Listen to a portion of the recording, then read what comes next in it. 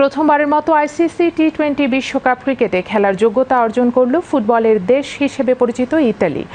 ইউরোপীয় অঞ্চলের বাছাই পর্বে নিজেদের শেষ ম্যাচে গতরাতে ইতালি নেদারল্যান্ডসের কাছে হেরেছে 9 উইকেটে। ডাচদের কাছে হারলেও রান রেটে এগিয়ে থাকায় আগামী বছর মার্চ-এপ্রিলে ভারত ও শ্রীলঙ্কায় অনুষ্ঠিত হতে যাওয়া টি-20 বিশ্বকাপের যোগ্যতা অর্জন হয় আজ্জুরিদের।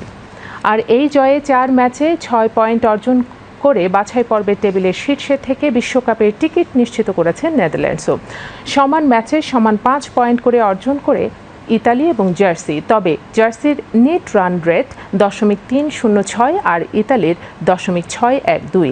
এই রান রেটই কপাল খুলে দেয় ইতালির। এর আগে আমেরিকা অঞ্চল থেকে টি-20 বিশ্বকাপে খেলার যোগ্যতা অর্জন করে কানাডা। 20 দলের অংশগ্রহণে আসন্ন বিশ্বকাপে এখনও বাছাই পর্বের মাধ্যমে আরও 5টি দলের টিকিট কাটা বাকি।